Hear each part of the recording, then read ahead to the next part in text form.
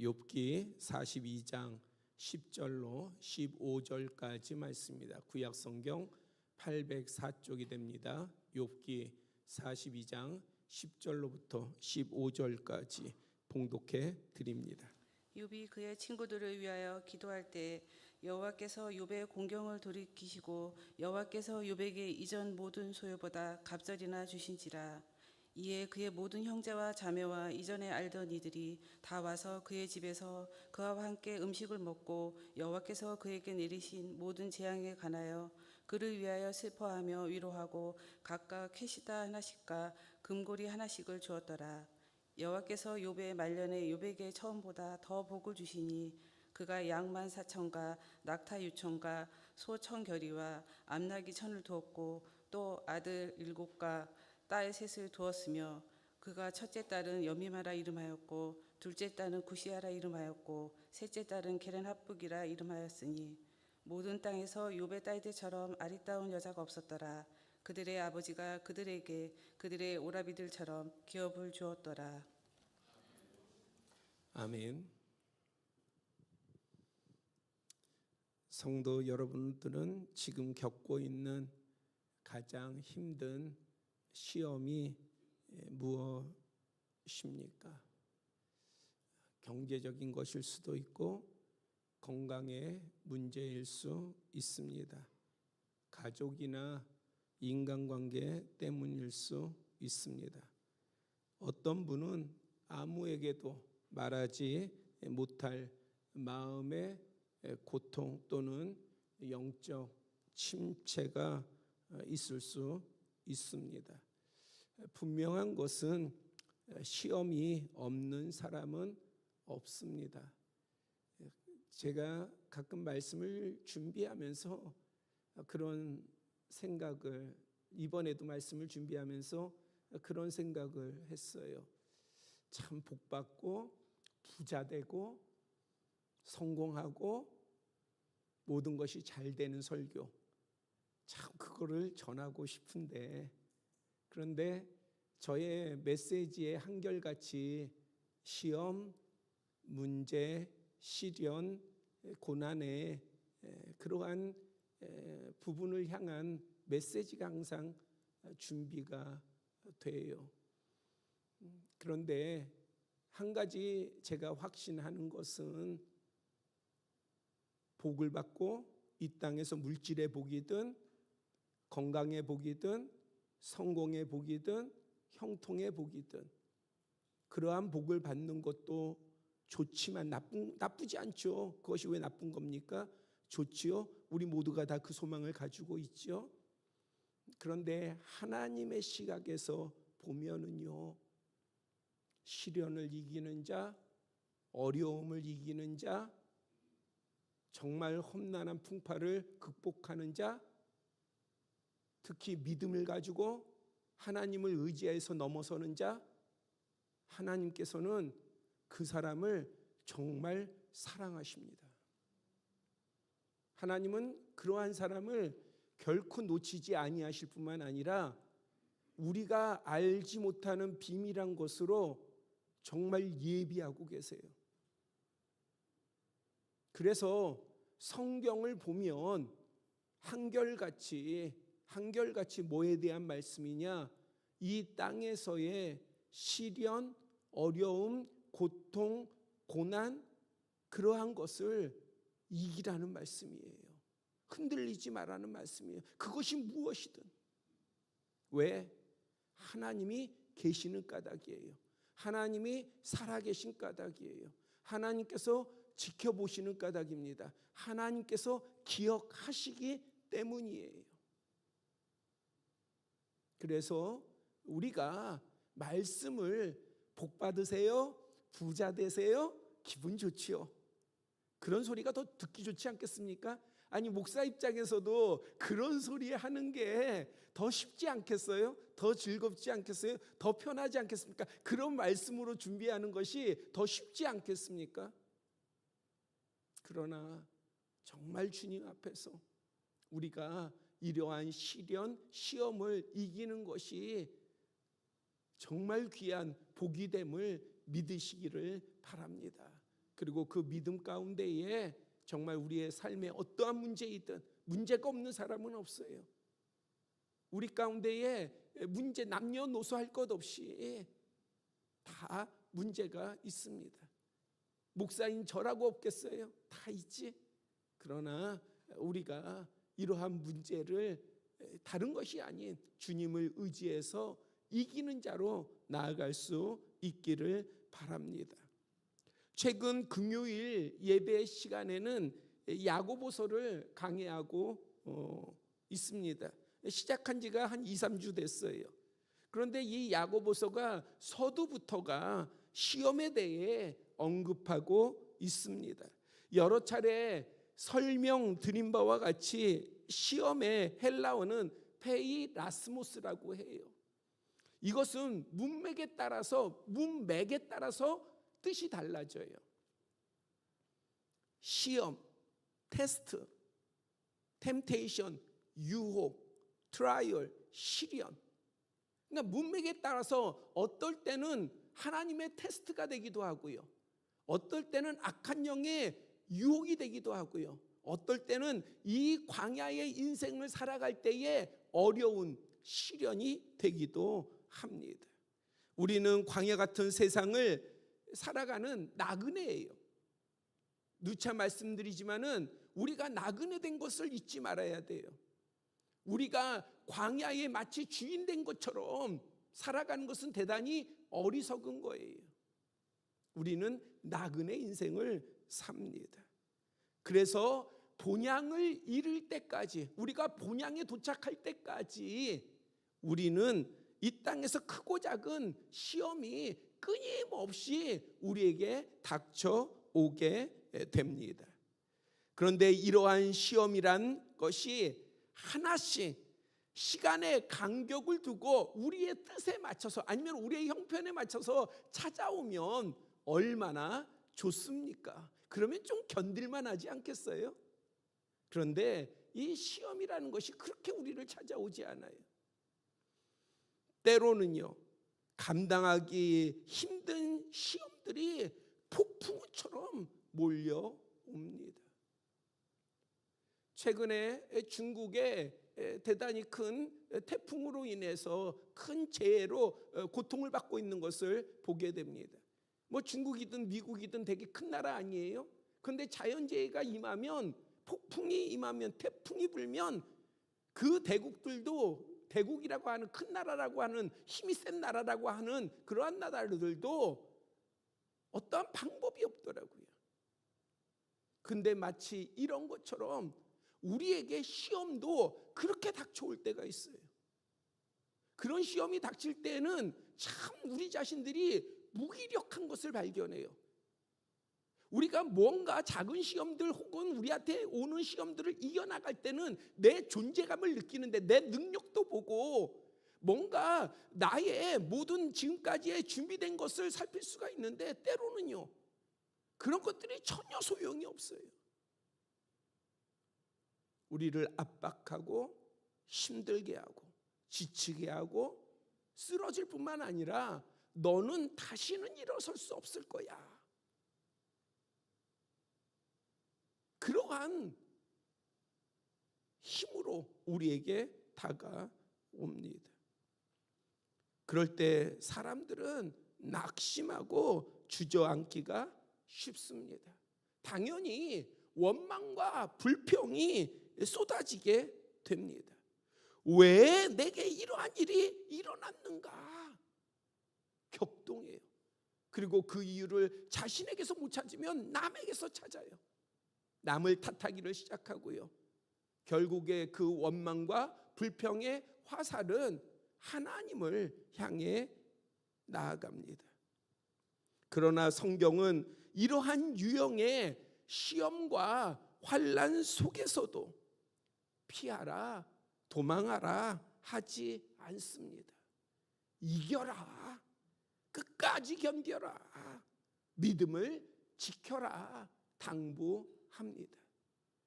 좀 우리를 편하게 하기 위해서, 쉽게 살아가기 위해서 좀 피하도록 아니면 포기하도록 하면 좋은데 하나님의 말씀은 그렇지 않아요.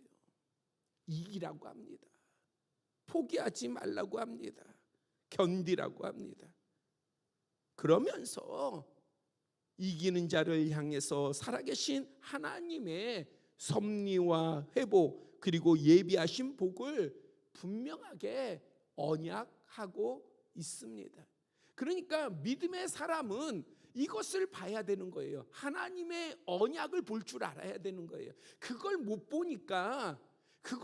보니까 우리에게 시험을 마주할 담대함도 사라지고 시험을 이길 능력도 없게 되는 거예요. 주님의 말씀을 붙들고 주님의 언약을 붙들고 확신하고 믿음 가운데 나아갈 때에, 그럴 때에 그것은 우리가 넉넉히 시험을 이길 권세가 됩니다. 지금 이 시간에는 혹독한 시험을 겪었지만 끝내 믿음을 지킨 대표적인 성경 인물하면 다들 욥을 이야기합니다. 욥기서의 내용 전체가, 욥기서가 작은 책이 아닌데, 그런데 이 욥기서의 42장까지 그 성경을 비교해 보면 상당히 큰 책 아닙니까? 그런데 이 42장까지 무엇을 얘기하고 있느냐? 고난을 이야기하고 있어요. 그렇기 때문에 바로 이 시험을 이긴 자, 대표적인 사람으로 우리는 욥을 떠올립니다. 그러한 욥을 통하여 시험을 이긴 자에게 임하는 회복과 복을 살펴보고자 합니다. 욥기 1장은 욥에 대해서 이렇게 말합니다. 1절에 욥은 온전하고 정직하며 하나님을 경외하며 악에서 떠난 자라. 3절은요, 동방 사람 중에 가장 훌륭한 자라 소개하고 있습니다. 그러한 욥에게 큰 고난이 찾아왔습니다. 이것은 시험과 환난에 대한 중요한 사실 하나를 가르쳐 줍니다. 시험과 환난은 착하고 선한 사람에게도 닥칠 수 있다는 거예요. 종종 말씀을 드리지만은 왜 선한 사람도 착한 사람도 이 땅에서 사는 것은 다 광야 인생이기 때문에 그래요. 나그네 인생이기 때문에 그렇습니다. 그래서 착해도 선해도 왜 내가 착하게 살았는데, 내가 그렇게 좋은 일을 많이 하는데 왜 나에게 이러한 어려움을 주십니까? 때로는 우리가 그것이 형평이 안 맞든지 이해가 안 될 수 있어요. 그러나 그것은, 그 문제는 하나님께 있는 것이 아니라 바로 우리가 이 땅을 살아가기 때문에, 이 세상을 살아가기 때문입니다. 믿음이 좋다고 아무런 어려움을 만나지 않는 것이 아닙니다. 착하게 산다고 병에 걸리지 않고 실패도 하지 않는 것은 아닙니다. 다양한 재앙은 이 땅에 누구나 다 겪을 수 있는 것입니다. 그러므로 그리스도인들은 시험으로 인한 믿음이 조금도 흔들려서 안 돼요. 내가 착한데, 내가 선한데, 내가 저 사람보다 나쁘지 않은데, 왜 그래도 내가 하나님을 믿으려고 하는데 왜 내게 이러한 어려움이 생길까? 그러면서 의심하고 흔들리고 무너지고, 그러한 모습을 보여서는 안 됩니다. 특히 오늘 우리는 마주하는 시험과 환난뿐만 아니라 우리에게 어려움이 오면 우리는 어려움을 봐요. 우리에게 문제가 생기면 그 문제를 봐요. 그런데 우리는 그러한 문제와 시험만 보는 것이 아니라 시험하는 자, 미혹하는 자를 필히 알아야 합니다. 그 존재는 우리를 향해 악하게 접근하고 끈질기게, 우리가 뭔가를 이루려고 포기하지 않는 것보다 더 포기하지 않고 끈질기게 접근하면서 견디기 힘든 어려운 시련을 줍니다. 욥기 1장 11절과 2장 5절은 이렇게 기록하고 있습니다. 이제 주의 손을 펴서 그의 모든 소유물을 치소서. 틀림없이 주를 향하여 욕하지 아니하겠습니까? 이제 주의 손을 펴서 그의 뼈와 살을 치소서.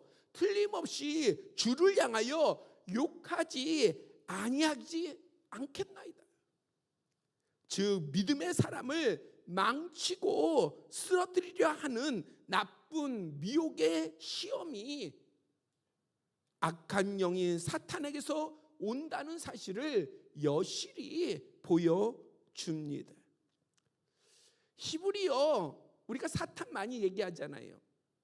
히브리어 사탄은 기본적인 뜻이 대적자, 반대자, 고발, 참소자입니다.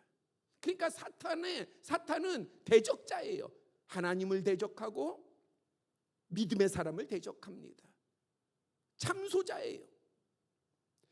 믿음의 사람의 어떠한 허물과 잘못과 죄를 찾아서 그것을 드러내 놓으려고 하는 것이 바로 사탄의 속성입니다.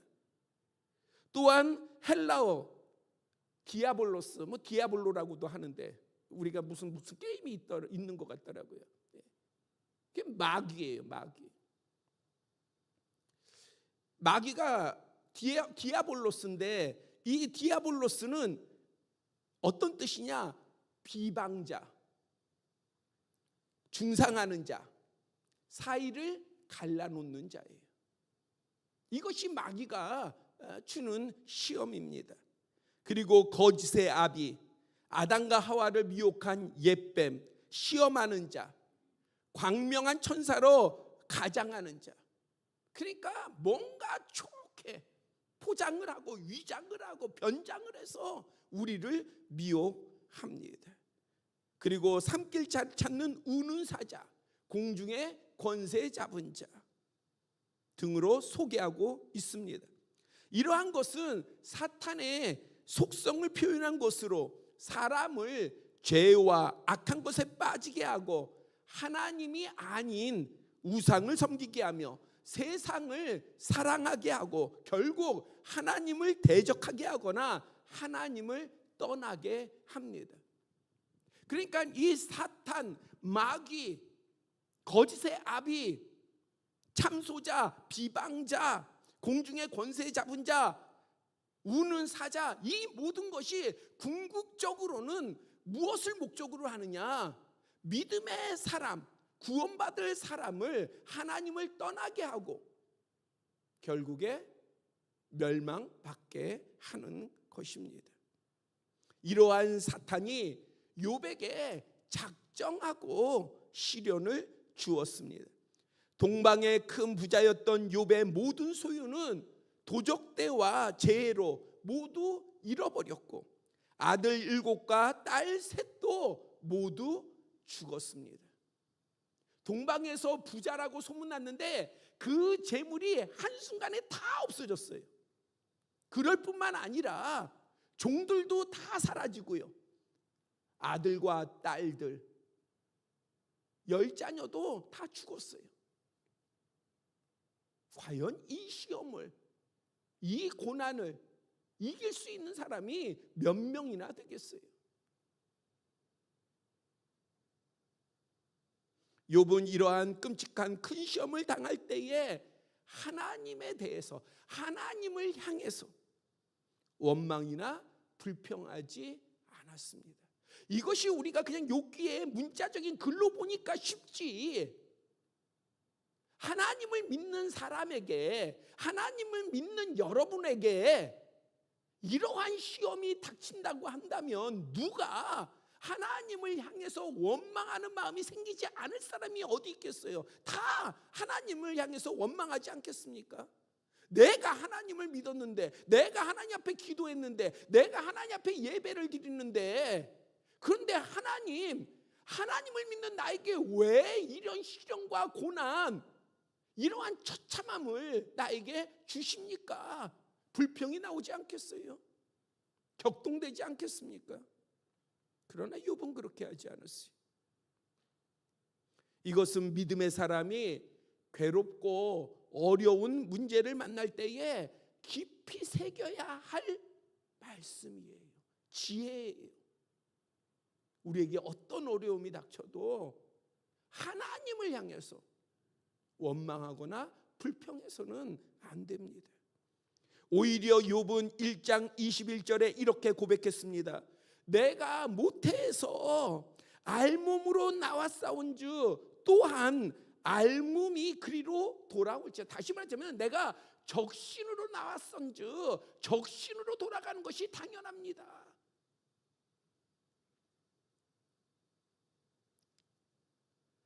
21절은 이 모든 일에 욥이 범죄하지 아니하고 하나님을 향하여 원망하지 아니했다 말합니다. 욥은 또한 발바닥부터 정수리까지 종기가 나서요. 질그릇 조각을 가지고 자신의 몸을 긁어야 살 수 있는 지경이 되었어요. 아니, 모든 걸 다 잃었을 뿐만 아니라 이제는 신체, 육신의 모든 곳에 종기가 나서요. 언젠가 한번 그 백신 주사를, 코로나 때 백신 주사를 맞고 나서 아내가 몸이 간지러워가지고 잠을 못 자더라고요. 그러면서 저한테 한날 그런 얘기를 하더라고요. TV에서 몸이 간지러워가지고 죽는 게 낫다라고 하는 사람이 있었는데 그 말을 듣고 이해가 안 됐는데 자신이 그거를 겪어보니까 너무 몸이 간지러워가지고 저녁에 잘 수가 없으니까, 그러니까 야, 정말 죽는 게 낫겠다라는 생각이 불현듯 들더라는 거예요. 욥은요, 기와장을 가지고 그 조각을 가지고요 자신의 몸을, 그것이 얼마나 아픈고 처참한 것인지 우리가 그거 짐작할 수 있잖아요. 그런 지경이 되었습니다. 그러니 이를 지켜본 아내가 말합니다. 자기의 온전함을 굳게 지키느냐, 하나님을 욕하고 죽으라. 그 모습이 너무 처참하니까 우리가 욥의 아내가 악하구나 이게 아니라 욥의 아내가 욥을 보니 하나님을 믿는 그 믿음을 지킨다고 하는데 그의 모습은 너무 처참한 거예요. 그러니까 야, 죽는 게 낫겠다, 죽어라, 그렇게 얘기를 할 정도의 모습이 바로 욥의 모습이었습니다. 욥은 2장 10절에 이렇게 대답합니다. 그대의 말이 한 어리석은 여자의 말 같도다. 우리가 하나님께 복을 받았은즉 화도 받지 아니하겠느냐. 그렇게 답했어요. 믿음은요, 추상적인 게 아니에요. 믿음은 자꾸 우리는 추상적인 믿음을 키우려고 그래요. 그게 마치 내게 있는 실제 믿음이라고 착각을 해요. 우리의 믿음은요, 삶에서 증거되는 거예요. 우리의 믿음은 나타나는 거예요. 생각 가운데 있는 게 아니라, 생각에 머무르는 것이 아니라 우리의 삶에 나타나는 것이 믿음이에요. 그래서 우리 자신들의 믿음을 생각할 때에 내 삶에 무엇이 나타나는지를 바라봐야 돼요. 바로 그것을 통해서 내 믿음을 확인할 수가 있는 겁니다. 특히 어려움이 올 때, 시험이 올 때, 아픔이 있을 때 내 믿음이 어떠한지를 다시 돌아볼 수 있는 기회가 됩니다. 성경은 이렇게 말합니다. 이 모든 일에 욥이 입술로 범죄하지 아니했다. 입술로 범죄하지 아니했다. 그가 얼마나 이 시련 가운데에 자기 자신을 지키고 있는지를 엿볼 수 있습니다. 우리 역시 이러한 믿음과 행동이 있어야 합니다. 욥은 성경의 인물이야. 아니에요. 우리도 성경의 인물이에요. 여러분들도 다 성경의 인물들이에요. 성경에 여러분들의 이름이 없어서 그렇지, 이미 예수 그리스도 안에, 우리가 그 안에 거하며 생명책에 기록된 사람들로, 하나님의 사람들로, 천국 백성으로 이미 선포되고 이미 인쳐진 하나님의 거룩한 백성임을 왜 우리가 알지 못합니까? 우리 역시 세상의 사람이 아니라 성경의 인물인 것을 잊지 마세요. 성경에서 말씀하고 있는, 성경에서 언약하고 있는, 약속하고 있는 예수 그리스도의 사람이잖아요. 우리의 교회 또한 바로 성경에서 말씀하고 있는 예수 그리스도의 몸된 교회잖아요. 그러니 욥과 우리가 다른 사람이 아닌 겁니다. 그러기에 우리도 어떤 상황과 환경, 처지에서도 하나님을 향하여서 범죄치 말아야 돼요. 하나님을 향해서. 저는 가끔 이렇게 여러 가지의 어떤 사건이나 그런 부분들 가운데에 이렇게 댓글이 달리는 것을 그냥 이렇게 보게 되는 경우가 있잖아요. 그럴 때에 어떤 사람들이 막 하나님을 욕해요. 그럴 때 참 그것이 막 화가 나는 게 아니라, 이 사람들이 자기가 무슨 말을 하는지를 모르잖아요. 쉽게 이야기하고 그러한 것들이 무엇인지를 모르잖아요. 그것이 정말 안타깝습니다. 믿음의 사람은요, 어떤 상황과 환경에도 하나님을 향해서 원망이나 불평해서는 안 됩니다. 범죄치 말아야 합니다. 어떤 틈도 허용해서는 안 됩니다. 그렇다면 우리에게 여러 시험이 몰아칠 때 하나님을 향해 원망과 불평만 하지 않으면 모든 시험을 이기고 자신을 회복할 수 있을까? 자, 이제 욥이, 우리가 보니까 욥이 이러한 고난, 엄청난 시련 가운데서도 입술로 범죄하지 않았어요. 하나님을 원망하지 않았어요. 하나님을 불평하지 않았어요. 그리고 우리는 오늘 본문 42장에 와서 욥이 복받은 것을 알고 있어요. 그러면 이러하기 때문에 욥은 복을 받았는가? 그게 다일까? 아니에요.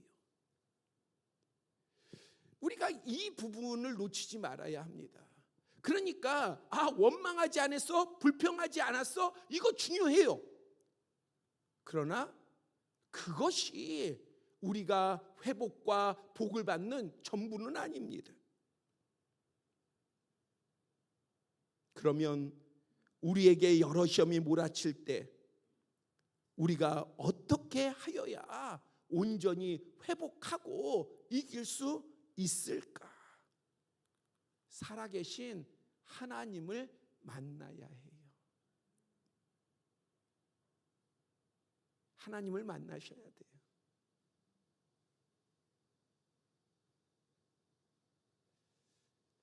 이거는 쉬우면서도 어려워요. 은혜를 받는다는 것이, 하나님의 은혜를 받는다는 것이요, 쉬우면서도 어려워요. 은혜를 받은 사람에게는 쉬워요. 근데 은혜를 받지 못하는 사람은 어려워요. 하나님을 만나는, 주님을 만나는 것도 마찬가지예요. 만난 사람에게는 쉬워요. 그렇죠? 왜냐하면 항상 하나님의 함께 하심을 느끼고 주님과 동행함을, 다른 사람들이 에이 거짓말 뭐 해도 만나지 못했으니까. 근데 만난 사람은요, 그래서 주님을 만난 사람은요 변치 않는 거예요. 왜냐하면 사람들이 뭐라고 말한다 할지라도 만난 게 사실인데, 주님 성령을 받은 게 사실이고, 항상 주님의 은혜가 함께 하는 것이 사실이고, 살아계신 하나님께서 동행하시는 것이 사실인데,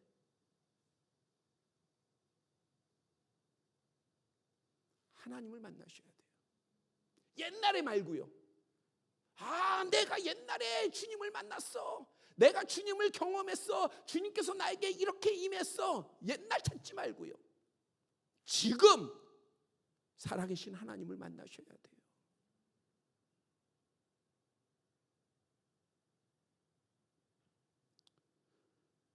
그것을 나누기에 앞서서 하나님께서는 왜 사탄에게, 그런 존재에게 욥에 대한 참소를 허용하셨을까 생각해 보기를 원합니다. 야고보서 1장 13절은 이렇게 말씀합니다. 사람이 시험을 받을 때에 내가 하나님께 시험을 받는다 하지 말지니. 여기서의 시험은 테스트가 아니에요. 템테이션, 유혹입니다. 하나님은 악에게 미혹받지도, 시험받지도 아니하신다. 여기서 미혹이에요.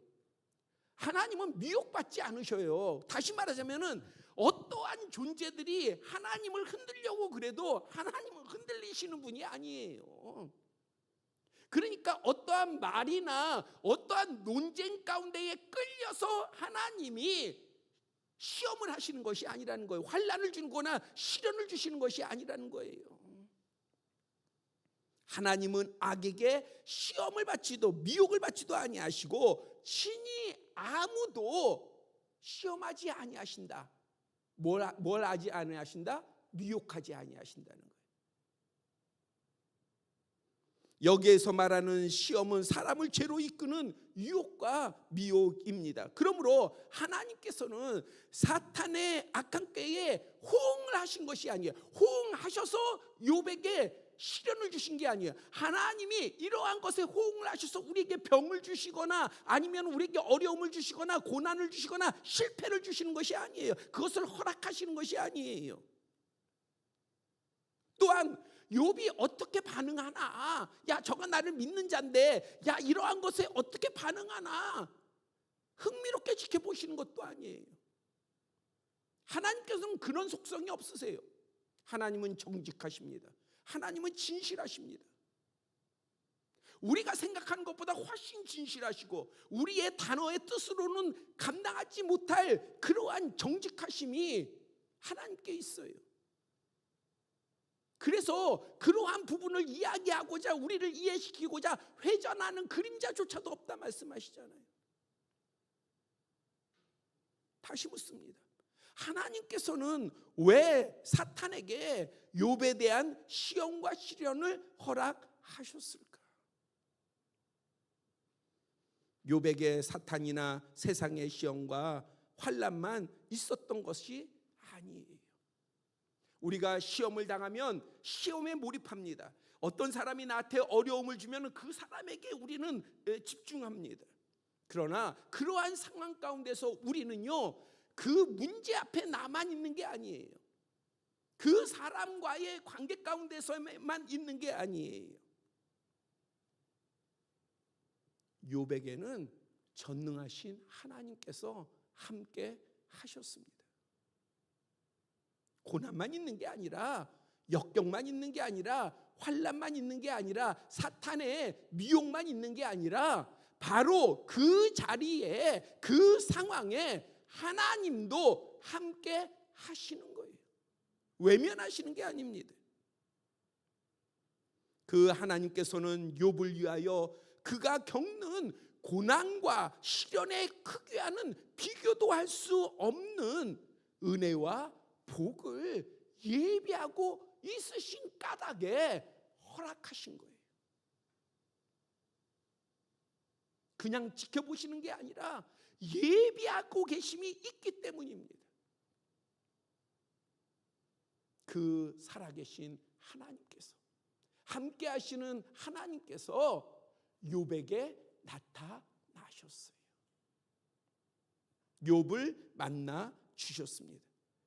육신의 고통을 잘 견디던 욥은 정작 자신을 위로하고 평안을 나누어 주어야 할 세 친구들과 논쟁과 그들의 정죄로 인하여서 그의 영혼은 몹시 지치고 피폐했습니다.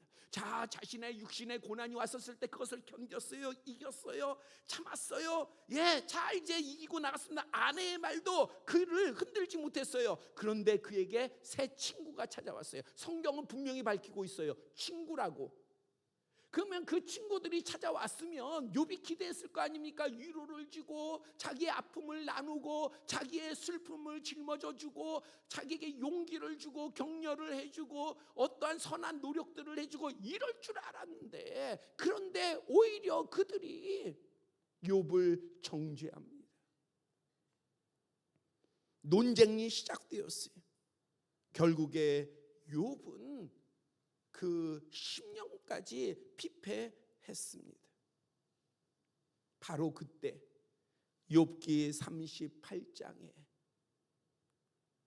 욥이 자신의 선함과 자신의 의와 자신의 친구들과 자신의 모든 것 가지고 그 시험을 이제 도저히 이길 수 없는 지경이 되었을 때에, 그때에 하나님께서 욥을 만나 주셨어요.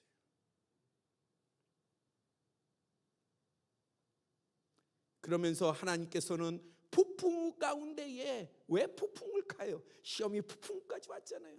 하나님께서는 그 폭풍 가운데에서 친히 욥에게 나타나셨습니다. 그리고 41장에 이르기까지 욥이 믿고 섬기는 하나님께서 과연 어떤 분이신지를 친히 증거해 주십니다. 이에 욥은 하나님 앞에서 비로소 자신을 발견한 거예요. 하나님 앞에서 자신을 발견한 겁니다. 욥기 42장 2절 이하에 고백합니다. 주께서는 못하실 일이 없사오며 무슨 계획이든지 못 이룰 것이 없는 줄 아오니 무지한 말로 이치를 가리는 자가 누구이니까? 나는 깨닫지도 못한 일을 말하였고 스스로 알 수도 없고 헤아리기도 어려운 일을 말하였나이다. 자기가 하나님에 대해서 하나님 안에서 자신을 발견해 보니까 그동안 자신이 알지도 못하는, 깨닫지도 못하는 것을 가지고 막 이야기한 거예요. 뭐가 옳으니, 뭐가 하나님의 뜻이니, 하나님이 이러하니 저러하니, 하나님 안에서 내가 무엇이니. 하나님을 만나니까, 그리고 하나님 앞에서 자신을 발견하니까 명확한 거예요. 자신이 누구인지, 하나님은 누구신지. 내가 말하겠사오니 주여 들으시고 내가 주께 묻겠사오니 주여 내게 알게 하옵소서. 내가 주께 대하여 귀로 듣기만 하였사오나 이제는 눈으로 주를 배움나이다. 그러니까 주님을 뭐 했다는 거예요? 확실히 만났다는 거예요. 주님을, 하나님을 확실히 만났다는 겁니다. 그리고 이어 내가 스스로 거두어 드리고 티끌과 재 가운데에서 회개하나이다. 욥은 하나님 앞에 섰을 때에 자신의 지혜와 판단이 얼마나 제한적이었는지를 깨달았어요. 하나님을 만나야 우리가 세상으로부터 듣는 정보와 지혜와 지식과 뭐 여러 가지의 사상과 철학과 좋은 말들과 이러한 것들, 그러한 것에서 우리가 나올 수가 있어요. 하나님을 만나요.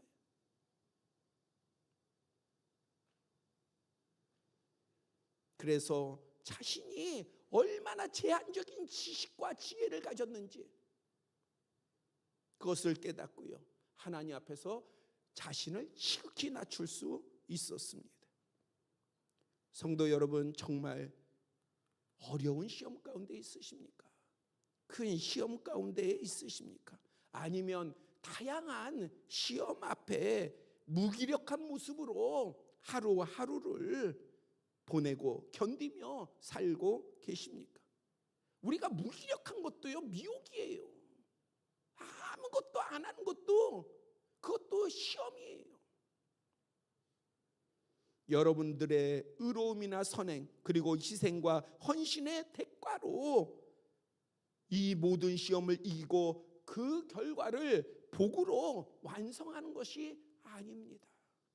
내 선함, 내가 이렇게 의로웠는데 내가 이렇게 헌신했는데, 내가 이렇게 봉사했는데, 그러니 내게 시험이 없어야지, 어려움이 없어야지. 아니에요. 하나님을 바라보시고 주님을 만나야 합니다. 생명의 말씀이 우리 가운데에 임해야 합니다. 그러면 우리에게 닥친 과제와 시험이 무엇이든 그 크기가 아무리 크다 할지라도 하나님께서 친히 우리를 붙들어 주시고 우리를 이기게 하실 줄 믿습니다. 내 지식, 내 능력이 아니라 하나님께서 해 주시겠대요. 살아계신 하나님께서 우리와 함께 하시겠대요. 치유하시고 역사하시고 주장하시고 베풀어 주시고 부어 주시겠답니다. 그러니 그 하나님을 만나야지요.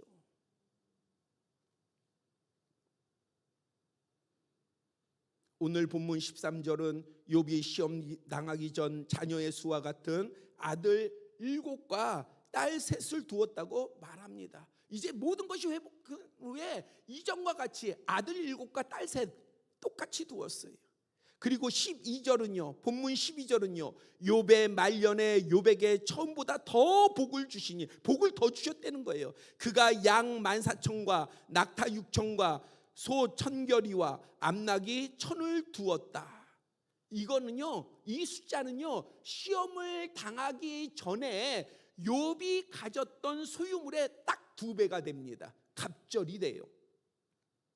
저는 이 전개에 있어서 욥은 시험 이전보다 소유의 갑절을 가진 것이 아니라, 갑절을 가졌죠. 그런데 이 갑절을 가진 은혜보다 무엇을 보느냐? 욥의 갑절의 믿음을 봅니다. 욥에게 갑절의 믿음이 있었던 거예요. 왜요? 자신이 이전에 선하고 착하고 원망하지 않고 불평하지 않아서요? 아니에요. 하나님을 만나니까. 그래서 우리의 믿음이 하나님을 만나야 되는 거예요. 성령의 임재가 있어야 되는 것이고 성령의 충만함이 있어야 되는 거예요. 예수 그리스도, 우리를 온전케 하시는 예수 그리스도를 바라볼 수 있어야 합니다. 그래서 하나님께서는 그 믿음에 합당한 복을, 갑절의 은혜를, 기분에 따른 것이 아니라 바로 그 믿음, 갑절의 믿음에 합당한 갑절의 복을 허락하신 것입니다. 성도 여러분, 우리를 향한 다양한 많은 시험, 페이라스모스, 시험, 시련, 유혹 끊임없이 멈추지 않고 우리에게 다가올 겁니다. 그러나 어떤 경우에도 하나님을 향해서 원망과 불평, 불신앙이 우리의 마음과 입술을 지배하도록 내버려 두지 마시기 바랍니다. 또 행동으로 범죄하지 말고 입술로도 범죄하지 마시기 바랍니다. 또한 우리의 대적자, 참소자, 거짓으로 미혹하여 넘어뜨리는 사탄, 마귀 철저히 경계하고 말씀과 믿음으로 물리치시기 바랍니다. 그리고 무엇보다도 항상 주님 안에 거하시기를 바랍니다. 임마누엘, 하나님께서 너희와 함께 하신다. 함께 하시는 하나님을 날마다 만나시기를 바랍니다. 날마다 만나셔야 돼요. 매일 만나셔야 돼요. 그러면 하나님께서 우리로 하여금 어떤 시험이라도 이기게 하실 줄 믿습니다. 또한 그 시험을 통하여 하나님의 영광을 나타내실 줄 믿습니다. 그리고 그러한 과정 가운데서 틀림없이 하나님께서는 예비하신, 하나님이 나를 위하여서 예비하신 그 은혜와 복, 여러분들 한 사람 한 사람을 향하여서 예비하신 은혜와 복, 그 은혜와 복이 틀림없이 여러분들에게 나타날 줄 믿습니다. 기도드리겠습니다.